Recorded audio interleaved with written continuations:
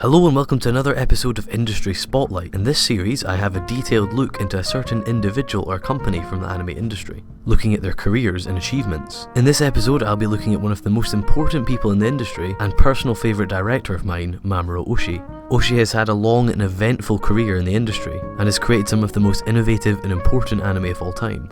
He was born in August 1951 in Tokyo. He lived with his father, mother and siblings. During Oshii's early years, his father was unemployed. Instead of staying around the house all day, he took his son to see movies every single day. Here, Mamoru Oshii developed a love for film. He used cinema as an escape from his troubles. He started to grow a love for French and Polish films that would go on to inspire his own filmmaking style. Oshii found it hard to fit in at home. He found himself falling out with his parents and taking part in political movements. After he got in trouble from the police about his participation, he had a big fallout with his parents, who denied him access to participating in more movements. This had a big impact on him at the time. You can see this in his huge political focus in his future works. He found solace in movies as he started to watch multiple per day. He graduated from Tokyo Gakuge University in 1976. After graduating, he decided to spend his time experimenting with his camera and various filming techniques. Later in 1977, he joined Tatsunoko Productions, a big animation studio at the time. During his time there, he worked as a storyboard artist for various anime like Ipatsu Kantakun.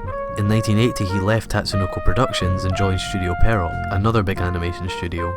Here his talents as a director were recognised. He got the opportunity to direct Yurusei Yatsura. This was a big show and put his name in the spotlight, presenting him with more recognition. He also directed 2 Yurusei Yatsura movies in the coming years. In 1983, Oshii directed the OVA series Dalos. It was very unique for its time and showed the beginnings of Oshii's style. A year later, he left Studio Pierrot to join Studio Dean. Here he directed Angel's Egg in 1985. Angel's Egg featured a very strong example of Oshii's style and many of the symbolic themes he would use in future films. Production would start on Oshii's next film, Anchor. Ghibli founders Miyazaki and Takahata were involved in the project as well. This caused problems as Oshii and Miyazaki had stylistic clashes. As you can imagine, Oshii's style was a lot darker and much less literal than Miyazaki's, so the project was actually cancelled. Miyazaki's son Goro Miyazaki said in his blog that Oshii and Miyazaki would debate for hours about their views on animation and directing. In 1987, Oshii directed his first live-action film, The Red Spectacles.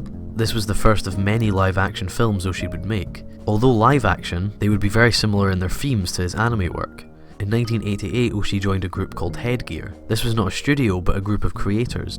Under this group, he would start the Patlabor franchise, a very successful mecha franchise that Oshii would be heavily involved with. In 1988, he directed the first Patlabor OVA. Oshii then focused on his live-action film, where he made Stray Dogs, Kerberos Panzerkorps in 1991 and Talking Head in 1992. Although live-action, Talking Head was a surreal film about the production of an anime. In 1995, Oshii released his biggest film yet, Ghost in the Shell. This was much bigger budget than his previous films and was very successful. It featured a number of Oshii's directing styles and themes. This film would really put Oshii on the map and would give him a lot of recognition in the sci-fi world. The film even became a massive influence for the Matrix movies. Oshii then also gained a lot of popularity in the West, where the film was also successful. Oshii would then go on a directing hiatus that lasted until 2001, where he directed the film Avalon. The film was co-produced by a Polish film studio and featured Polish actors. This links back to the Polish films that Oshii would watch as a child.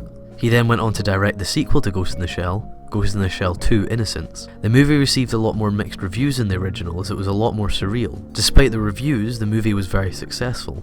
To celebrate the release of his upcoming film Skycrawlers, a new version of the original Ghost in the Shell film was released. The new version featured updated 3D animation for certain scenes. The soundtrack was also remixed for modern sound systems. Later in 2008, the Skycrawlers was released, with a very high budget, and featuring 3D animation from the same studio's previous Ghost in the Shell projects. The Skycrawlers was successful at the box office and received well by critics. Recently, Oshii's been working on various animated shorts like Halo Legends, and various live-action projects. Oshii had a very unique career, steering away from the usual directing style of other anime directors.